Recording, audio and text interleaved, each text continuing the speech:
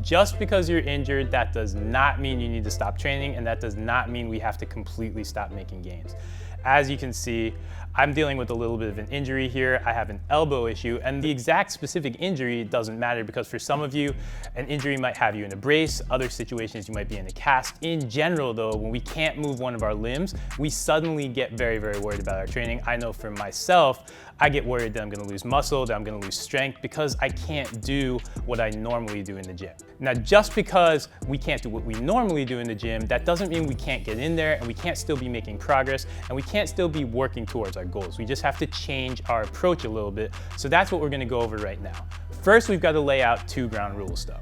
1, always listen to your doctor. So the first thing that happens whenever you're recovering from something, whether it's a surgery or just some kind of traumatic injury, is your body needs to heal. And your doctor understands how to get you to that healing point. So make sure you listen to what your doctor says in terms of motions not to make, and you don't push it too hard. The second thing we want to be careful of, we want to take a little bit off the top in terms of how many reps we're doing and how heavy we're going. Because our body is healing, and that is a metabolic process that takes energy. It doesn't mean you can't train hard, we just have to make those adjustments.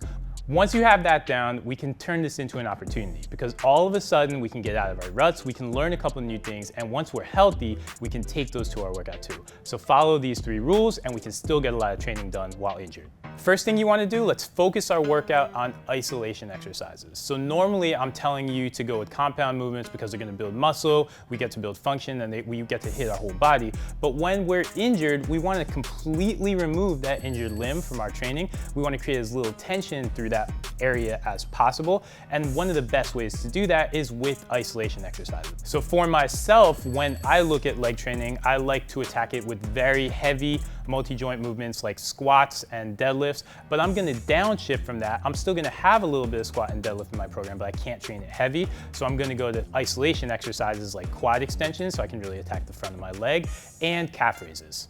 The second thing we wanna do, we wanna train our healthy side of our body. I know what you're thinking. You're probably afraid that if you only train one side of your body and we're not training and we're hardly using the other, we're gonna wind up with one giant arm and one incredibly small arm or something similar to that. That is a myth, and that's not how the body works. There's a lot of research that shows that if you are injured, training your healthy side can help you avoid losing muscle on the injured side. So let's get into that unilateral training. Let's attack it heavy.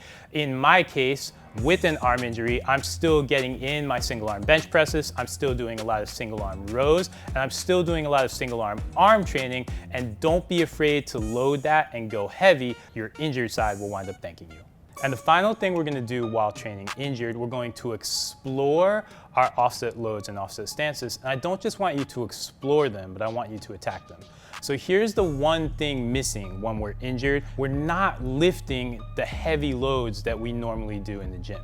And when we're not lifting those heavy loads, we're not sending those signals to our body to really grow. We're not getting the hormonal response to really build the muscle that we need.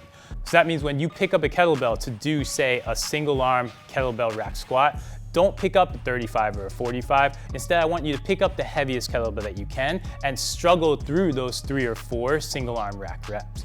We're also going to go to a lot of offset stances for our leg training. So don't think of just doing bilateral squats, but this is a really good time to work in Bulgarians. It's a good time to work in front foot elevated split squats, and it's a good time to really work in walking lunges and push those exercises with heavy load while we're in that offset stance. Your abs are going to wind up having to do a lot of work. Your glutes are going to have to wind up doing a lot of work just to keep your hips and shoulders in proper line, and your legs will really feel it on leg day, especially if you're pushing the reps, keeping the rest periods low, and really attacking.